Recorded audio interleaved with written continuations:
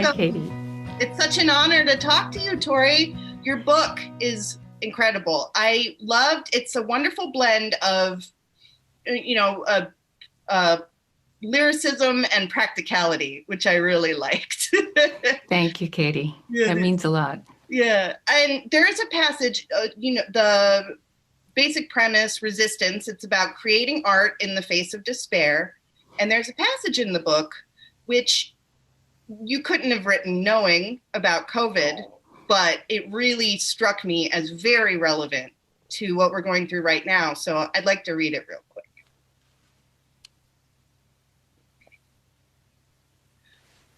One day we are just taking for granted that we are achieving what we set out to do that day. We are in our routine. Not that there can't be challenges, but we get through them. And then a hurricane, a fire, a mass shooting, a terrorist attack. An event forces us to cope with something we have not rehearsed for. I have looked up and out, desperately talking to anyone, saying, "Help, please help." I am not prepared for what is in front of me. And sometimes I am met with no answer, a deafening response, no song at all. Not in that moment. We have all been forced to sit with ourselves, feeling not like we are made of star stuff, but feeling overwhelmed. Where is the blueprint for this emotion? Then there are devastating effects that affect not just family and friends, but a whole community, a city, something even greater. Some people use a tragic event to twist the narrative and push their own political agenda. These are the warlords of hate. Others work through a tragedy by figuring out ways to process grief. And we all grieve differently. Some of us shut down, some of us reach out, some of us lash out. Some hours of the day convulse with torrents of shock.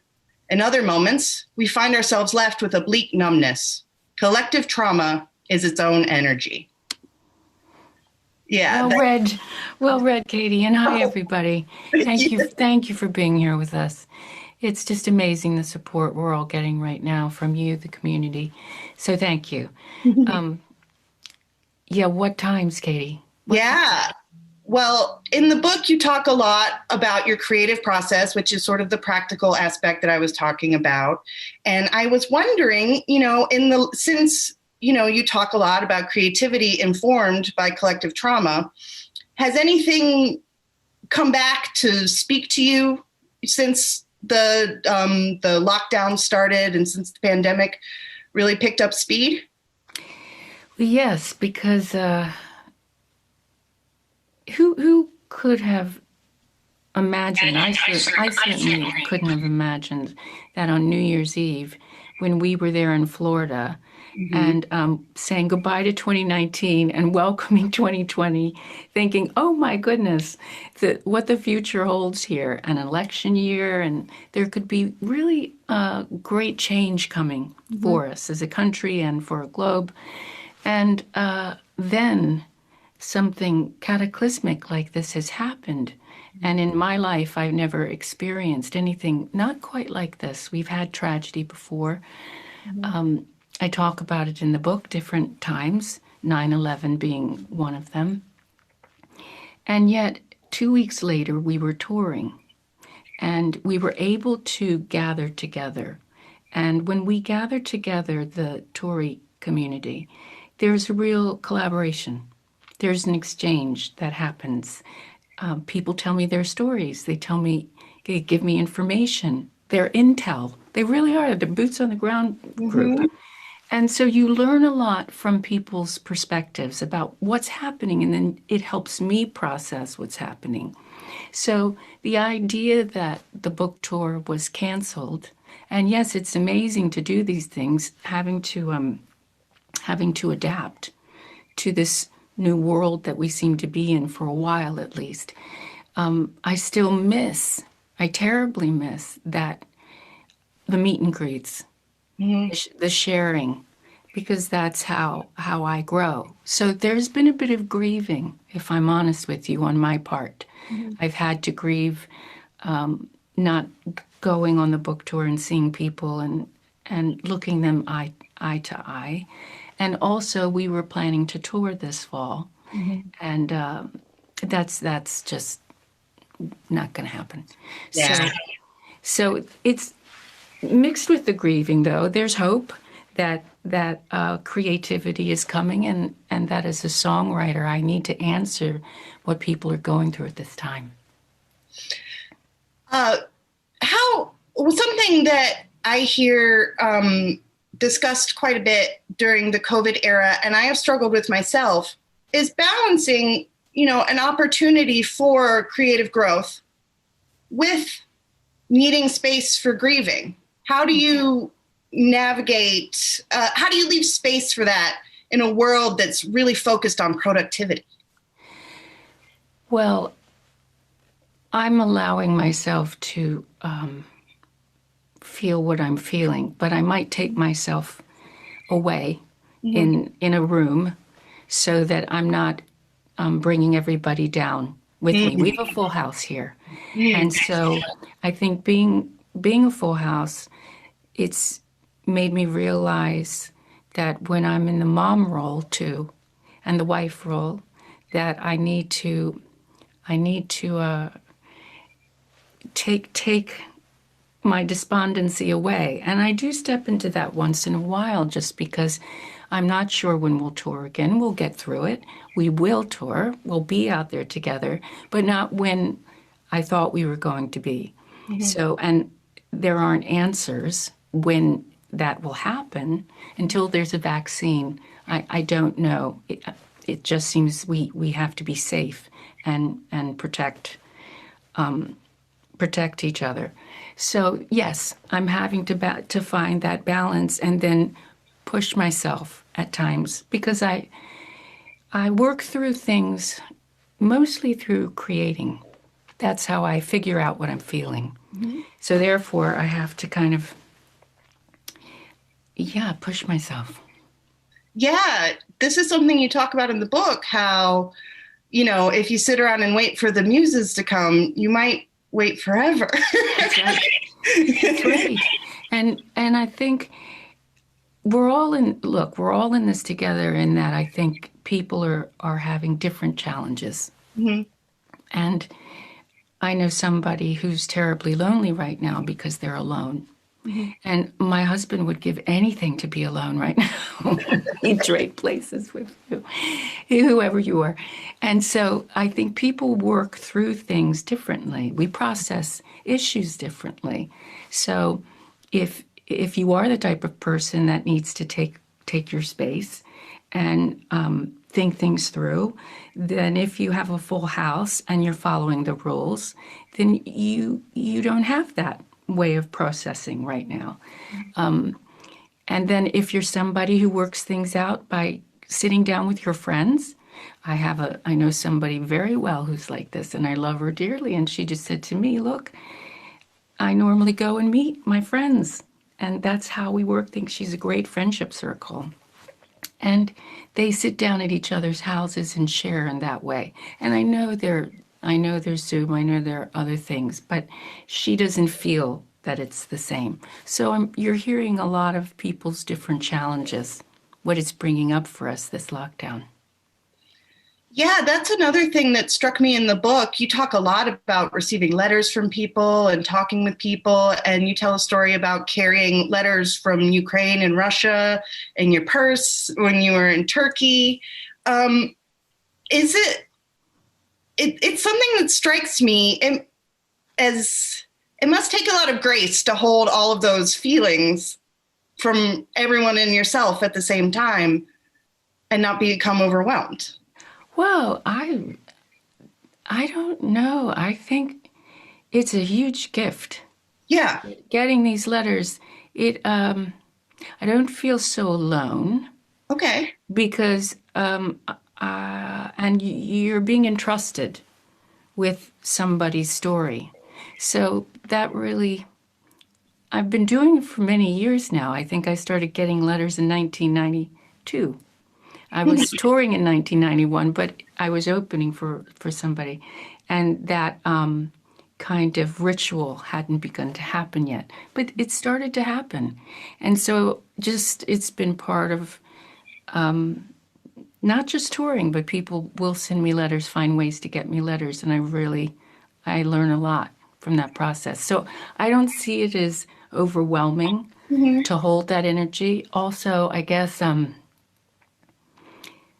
I don't know, maybe there's a grounding that happens. The muses are very helpful Oh, because when I'm reading these, there's an energy that's similar to, I don't know, being mm-hmm. supported by the muse energy when Mm-hmm. I'm reading. And God, I learn a lot from these letters. And sometimes I don't answer as well as I wish I did. There was one letter I got over a year ago, and it was about somebody who'd lost their mother. And I sent this person a message, and I'm very sorry that I didn't know what to say. And until I lost my mother, I didn't realize the grief she was going through. I just didn't know. I thought I had empathy, and I did, but I just couldn't imagine until I lost Mary, and of course, Beanie Nancy Shanks. But I just didn't know what that felt like. Yeah. Yeah. That's the process of developing empathy is something that's lifelong, it seems. Yeah. Yes, because we're taught to say things when somebody has died. And I realize that those aren't the things that maybe this person needed to hear at the time. Now that I've experienced it, I respond differently Yeah. because there's a knowing, and the grieving process for me with Mary was really there. There were some dark days, and I write about it in the book pretty openly. It Yeah, was. very moving. I honestly, I cried. It was very moving I, pages. I think that writing, being able to write that, was the turning point in my grief, Hmm. and also I got close to Mary through writing those. It's almost as if she was there with me. Yeah. And so once I wrote those, the editor called me and said, "Okay, the good news and the bad news is I think you found the voice for the book, and now you need to go rewrite the rest." So that was, yeah, that happened. Great job. Here's some homework. Yeah, he's a good editor. Yeah. Well, that kind of leads me to one of the questions that was submitted. I'll read that now. It comes from Bryce Jans. Please forgive me, Bryce, if I said your name wrong. They write, "Hey, Tori, how would you compare the writing process for your book to that of writing a song?" You already answered part of this. Do you feel like bits and pieces are brought at different times, or do you know sitting down what book you wanted to write? Well, the direction of the book changed. There's Mm-hmm. no question about it. I started writing it January 2018, I believe. And Rakesh had seen me at the Beacon in New York on the 2017 Native Invader Tour.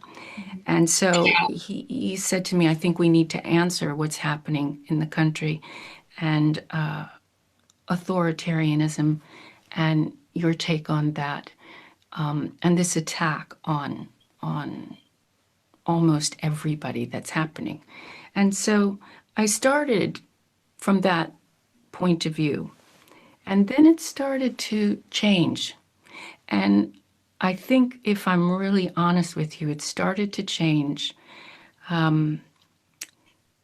gradually. Mm-hmm. And it's different than writing songs because I have the music. And having the music, that's my first language. So that being taken away, although songs are used as a time machine in the book, still not having that music was really at times intimidating. To stare at that blank sheet of paper and just going to the piano and underscoring. Sometimes I'd be Oh, muttering myself, yeah. "Come on, you have to move this forward, move this pen forward." But a blank piece of paper can be really scary stuff. So It yeah. Sorry, it kind of strikes me as you being creatively bilingual then, if you're using the piano to help you write for the page. Well, the piano is just this amazing creature. She's an amazing being and friend, and isn't catty, doesn't betray, doesn't make me feel bad that I haven't achieved something that day. It's always a willingness to want to collaborate. When I pass her, she's just ready to go. And so sometimes I'm not ready to go. I'm not ready here. And yeah, I could sit down and play, but there are times with the songwriting process where I'm researching demos that I've made on my little device. In the old days, it was a cassette recorder. But I document, even if it's an 8-bar phrase, 2 bars, it could be anything. I document it and I know the date. And there's usually a little note I write to myself. And so I'm able to go back. So it might be August 6th, 2019. It's called something and it says check December 12th, 2019, and then compare it with March 5th, 2020. And there's a link here. And so it's about then seeing these sprinkles that the muses might have given and then pulling them together. So that's that process. Yeah. But that's been going on since I can remember.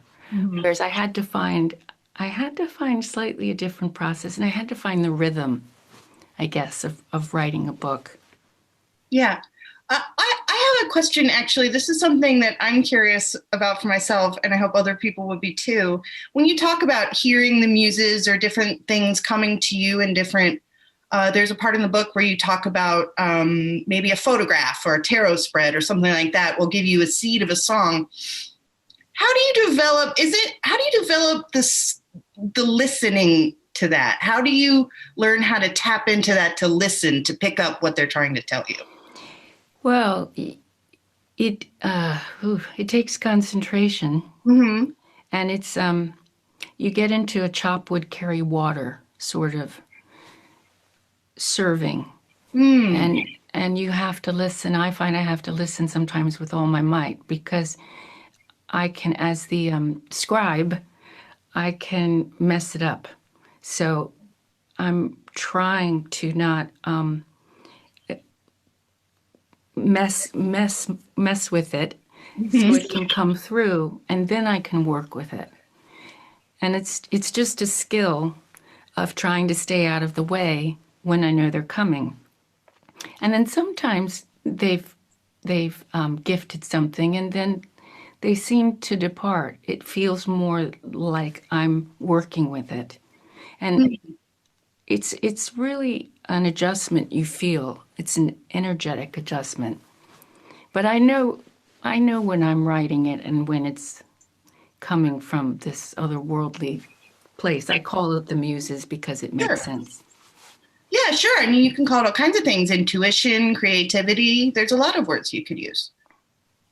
Yeah, the universe. Yeah, the universe. The force. Sure. Is that where something I would love to, I mentioned the practical aspects of the book. I really liked how you laid out the different steps of songwriting. Is that kind of where the steps come in? It helps you kind of take this information and work it into a song or a book, or how does that factor it? Well, you mean the bit about intaking and outputting? Yeah, well, so many writers in the last, I don't know, maybe year, I've been hearing about when they feel that they're in a rut. And look, we can all have periods of time when we're just not feeling very motivated. That's just, to me, part of living. That's natural. That's so natural to me. I don't really see it as being in a rut. I just see it as cyclical. And so that's when I usually take in, I take in other bits of information or somebody else's work, whether it's sonic or whether it's visual or a bit of both. And then that usually helps me as I'm collecting new inspirations, then all of a sudden I feel drawn to working with the piano. Sometimes I have to do my part. I can't just wait for the lightning bolt to happen. And then you can't do that. You have to do your part. And research is a part of that. And there's so many things that do end up in the song graveyard that don't make it on a record because it's not quite there. And that's okay. I don't see that as demoralizing. I see that as just part of being a songwriter. I've talked about this with other writers, particularly people who write books, and they'll talk about having many drafts and just honing it and working through it and not getting bummed about it, but embracing that. And I think that's the key when you buy into, and I'm sorry if you're offended that I say this, but if you buy into writer's block, then you can become part of it without really wanting to become part of it. Mm-hmm. I don't buy into that. I don't agree with it. Mm-hmm. I think that there's like the seasons. There are times when I'm taking information in and there are times when I'm putting it out, and that can be all in one day. Or sometimes it's not all in one day. Yeah. Yeah. Well, it reminds me of another question. Let me read that real quick. This one comes from Holly. She says, the world has a lot for us to resist right now. And I look to your words to find strength and motivation. Personal, political, and environmental challenges are seemingly at a peak. What's your advice to people who feel overwhelmed and like it's all too big to fight? How do we challenge complacency and feeling exhausted and defeated by it all? Well, there are going to be those days. I mean, there are days when we all have a little cry, most of us anyway, and that is natural. Our whole world is turned upside down right now, and we don't know exactly when things, if they'll go back to the way they were before, or if we'll move forward and we'll find new ways of doing things. I think there are a lot of things we don't know. And the not knowing can make us all feel like we just want to pull the covers up because it's safer under the covers than with your head peeking out, not knowing, sort of into an abyss of, And so I get it.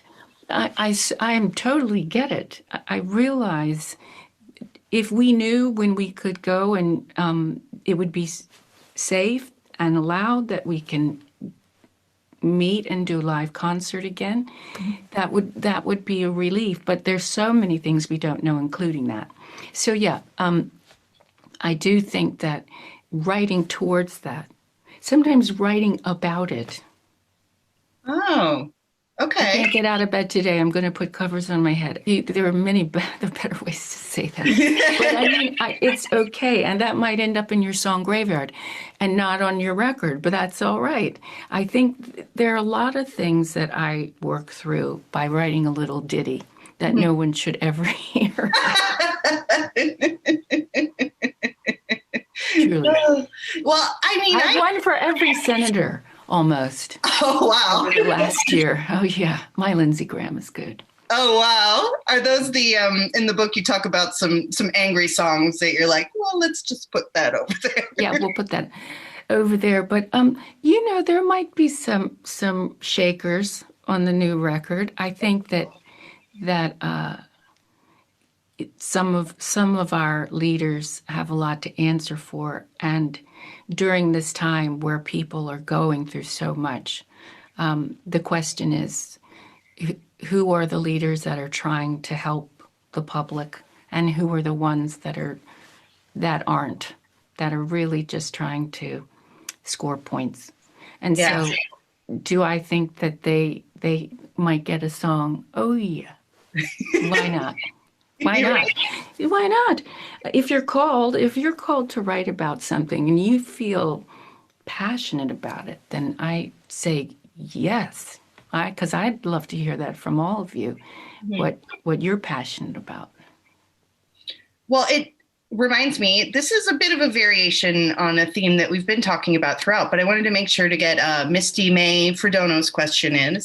How has COVID-19 changed the meaning of resistance, the title of the book and the basic concept for you? Well, it is resisting the idea of giving up. And when I say giving up, I'm talking about the little things. Giving up resilience, giving up the passion to hold leaders accountable. Mm-hmm. We have to, in this, remember that there is a democracy at stake, Mm-hmm. in my opinion, and in other people's opinion too. And what does that mean? Well, that's why we have our minds and our emotions. These are powerful things. They're really powerful. And no, we're not gathering together to voice what we're feeling at this time, but there are other ways to voice it. Mm-hmm. And I think that we really have to remember who we are. We're here to, I think, step into questions of what kind of world do we want? What is this pandemic teaching us? Right. What kind of world do we want to live in? And what kind of leaders do we want to have? Yeah. It's real questions. And so I think that this lockdown, yes, it is making some of us sit with ourselves and, in husband's case, sit with all of us. I think you'd rather be on a Buddhist retreat, but there you go. And you're there, you're in the situation you find yourself in, and there's an opportunity. There's absolutely an opportunity to learn and grow and create and really feel this. And these feelings are enormous. Yeah. I mean, we've been under global house arrest. If you've been following the rules, we have. There's just no two ways about it. So, and what does that mean? What does that feel like? What does that bring up in you? What issues are coming up for you? This is gold. This is emotional gold. It really is. It's I know you're saying I can hear somebody somewhere and it might be it might be out there. Well, some people can't, pay their house payments with thoughts. No? And some people are going through very, very, very hard times right now. There's no question about it. But we have our minds, we have our emotions, we have our spirituality, and we have our physicality. Mm-hmm. So it's how we utilize all that in this time. And we can do it. We can get through this. But we have to be resilient. Well, it reminds me of another passage from the book where you were speaking about people in Russia and how you say literally they use art to cling to life, like memorizing passages from novels or songs, that sort of thing. Yes, that's right. They arm themselves with art. And they find ways. It's almost as if, whether it's poetry or passages from a novel or songs or a visual or a ballet, things that they etch in their chakra field that they surround themselves with in order to combat technological warfare, which they were trying to warn me about. And they understand on a level that Westerners just didn't understand until possibly recently. And even still, I don't know if we realize how good certain people are at grooming other people to agree to their philosophy and their ideology, how they divide somebody from a thought. They told me, they said, Tori, all of you can be groomed. and not even know it. Mm-hmm. And I went, really? Absolutely. You don't even know why you're not going to vote, but you're so worked up that you're just not going to do it. Or you're going to vote over here, which will give the vote to over there. So you're not really thinking about how this is playing out. Right. So that was intriguing to me, here getting those letters, speaking with them on the 2014 tour. Yeah, it's almost like art as like psychic self-defense, you know? That's right. Yeah, it's a shield you can build around yourself. That's right. That's right. And Yeah. I believe that. Yeah. Well, another thing that I really admire in this book, on a slightly different note, is, you know, if you're in a place where you feel defended, you know, and strong enough to deal with it, you talk about failure in your life in the book. And that, I think, is really honest and upfront, because a lot of people don't want to talk about that stuff. They kind of just want to sweep it under the rug. What has failure taught you? Well, geez. Failure, that was the key for me. And it isn't the key for everyone, Mm-hmm. but it was the key for me for my reckoning. What is my intention as an artist? What can I not abide? Mm-hmm. And I got to the point of I couldn't abide being disingenuous anymore with my art. And I just had to really come to terms with that, because I had bought in to the idea of commercial music and what that meant, and filling a slot. And so the record industry would have slots for people.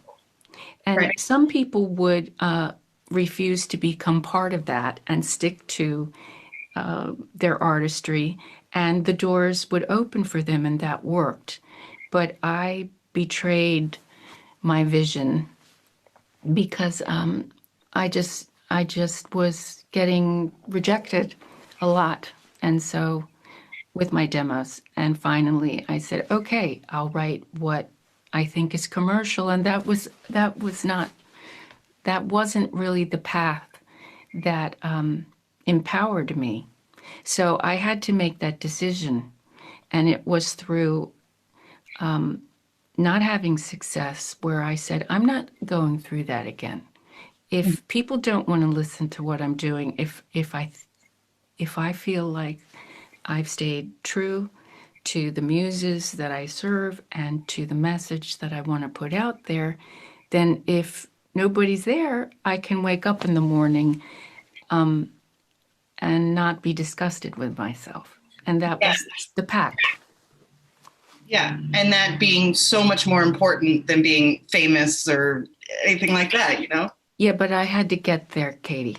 Yeah. I did, because fame and the thought of what it really is different than what I thought it was. And you have to make your peace with it and understand the double-edged sword that it can be, the seductiveness of it, and the acceptance, this kind of acknowledgement, when you really have to say to yourself, no, I need to do work that I respect, and if it doesn't get acknowledgement, does that mean it's worthless? Right. So it was really about, what do you value? What's your intention? And there are some people, and I have no qualms against this, not all are guys either, but a lot of them are, where it's just, and I can't do the accent, where I want fast cars, cute birds, and to be, and you go, okay, put it out there, honey. That's what you want. If it makes you happy, I guess. That's what you want. No judgment. But it just, cute birds and fast cars didn't work for me. Yeah. Wanting that, it just didn't work for me. Yeah. And that also, I mean, we're talking about a lot of lifelong processes here, you know, developing empathy, understanding yourself, those are things I know that when I was in my early 20s, I didn't understand myself in the same way I do now, you know? That's really tricky. How did you understand yourself? How did you Mm, find that? I fell on my face a lot. Oh, You know, you have to fail to know what works and what doesn't sometimes, I think. And yeah. I think that's right. And I also think sometimes we're back to slots, is that whether it's in your friendship circle or your family or your school or whatever, even if it's not with your friends but with your associates, and sometimes we kind of what do you call it, dilute ourselves down or turn part of the volume of another side of our personality up to kind yeah, of make the group, to have your place in the group. And wow, that usually doesn't work out so well because that's not how you find out who you really are hmm, and what feels good in your skin. And it's fine. I think it's finding all those things. yeah, And that's a journey. That's really a journey. yeah, absolutely. That reminds me, I'm going to work in another question here. This is something that I know a lot of people struggle with when they're women. This is a question about women supporting women. And when you're younger, sometimes you don't necessarily understand the value of it. You can fall to what I call Smurfette syndrome sometimes. Oh, I like that, Smurf. Okay. Yeah. So this question is okay, is from Jennifer. As women, we talk about how to stand up to bullying men, but sometimes in the process, we tear other women down. To fix that, what's one important thing you believe women can do to support each other? Huge question. Yeah. Huge. Because I think, Katie, too, though, we have to talk about harem mentality. Okay. And I think we need to talk about opportunities. So I can only speak from my own experience. And in the 90s, in the alternative side of music, if they were playing two women at some alternative stations, they were playing one too many. Sure. So do you see the dynamic that gets set up? I can talk about it now in reflection because I can see it now. But you're as an industry, not just the record labels, but the radio stations themselves, the advertisers, who I mean, I gotta say this country music station Tash had me listening to around Christmas time because we love singing our heads off with the windows rolled down in the truck and high heel boots or whatever to country music in Florida. I don't know. It's just a reaction to Florida man, I think. I'm But from anyway, Ohio. I get we got it. And so, and Tash looked at me and said, "Mom, they hardly play any women." I said, "Ah, I know that one. I know that one." And what happens is that a culture can develop. Just let's test drive this thought, Katie. A culture can develop, unfortunately, where they get you to believe there's only room for a couple. Right. And then the problem is when you realize that, say, let's cut to now, to 2020, Okay. that you're being told by people in the industry that not as many women of a certain age in the alternative side are getting record contracts as men. And so I asked somebody about this in the industry within the last couple of years, and they said to me, well, T, it's really about supply and demand. I said, that's a cop out. That's an absolute cop out because people don't know that they want it yet. They don't realize that they want wisdom and experience if they're not being shown it and given the choice to have it. So I guess what I want to say is that we have to understand that we need to create opportunities for more women. And I'm saying this to myself. It's difficult when you're in a culture that sets them up against each other. And then we have to break down those concepts and refuse to become a part of it. But it was very tricky in the 90s to get through that, because the reality was they might be playing 2 women and 60 men. Yeah. Yeah. So And that's the reality. That was the reality. And like you said, that was one too many, right? Yeah, that was one too many. So I think now we're beginning to have conversations that we haven't had before in the last couple years, and they're really important conversations about opportunities and supporting each other, realizing that no one can be you if you're really doing you. I can't be Katie. Only Katie can be Katie, and only Tori can be Tori, and that's what we need to support. The idea that you're soaring and opportunities are coming to you doesn't mean that I have to fail. But what I am saying is there were a lot of female artists that were worthy, that were good, that weren't getting any play, and were getting dropped after 2 records because it was bloody brutal. It was brutal. And it was a boys' club, and there were women that were complicit in it and supported this kind of thinking, and advertisers, because a lot of advertisers would say, well, we don't want that message getting played, especially if they're anti-choice. And you've got a feminist there. Sure. Come on, all that's going on.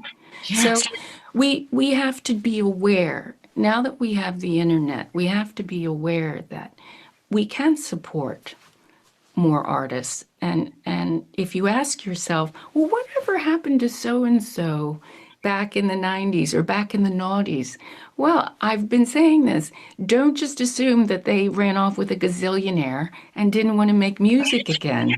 Sure. They probably had the opportunity taken away from them because they might have upset somebody, because that's how the bloody business works. Mm-hmm. So. Yeah. Well, that also, so our last audience question that we got was from, let's see, it's from Kimberly in Memphis. And Kimberly asks, talking about now and these new opportunities we have, what advice do you have for teenagers who are finding their authentic voice as songwriters entering into this new world? How can they contribute to resistance in these times? Wow. Well, it is about finding your voice. And sometimes I found one thing. This might feel good to you or not, and trust yourself, obviously. But when I wanted to try on different potential sides to myself or personalities that I didn't know I had because I didn't know, I discovered myth when I was in high school, mythology. I think it was Edith Hamilton, one of her books. Yeah. And that was the beginning, that was the tipping point where I started to read about mythology and other myths.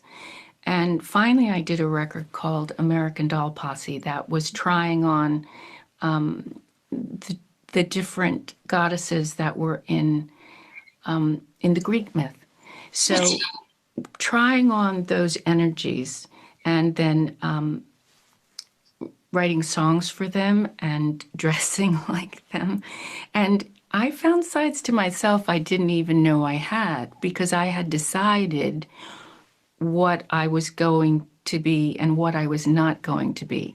And then that didn't work out so well after a while, because I realized, well, I had judged that this type of woman was not respectable, or this type of woman, you see. So I really needed to let the myths to kind of invade and to work with them. And I began to find that all of the women in Greek myth, there's a side to all of them that lives here.